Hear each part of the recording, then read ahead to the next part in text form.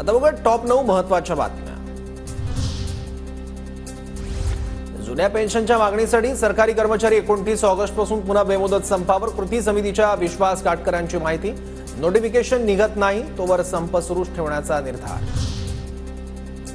लाडकी बहीण योजनेनंतर आता सरकार लाडका ऑटो ड्रायव्हर योजना आणण्याच्या तयारीत असल्याची चर्चा। 65 वर्षांवरील रिक्षा आणि टॅक्सी चालकांना 1500 रुपये तर 55 वर्षांवरील रिक्षा चालकांना एकरकमी 10,000 रुपये देण्याबाबत योजनेची शक्यता।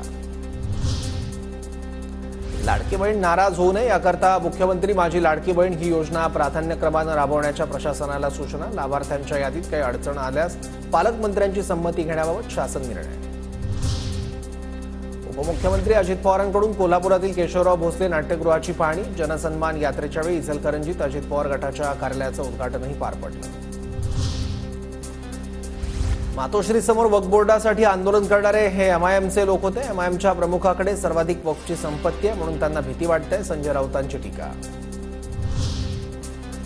मनोज जरांगेंची शांतता रॅली उद्या अहमदनगरमध्ये दाखल होणार। आमदार संग्राम जगताप यांच्याकडून जोरदार स्वागत करण्यात येणार। जरांगेंच्या शांतता रॅलीसाठी जोरदार तयारी।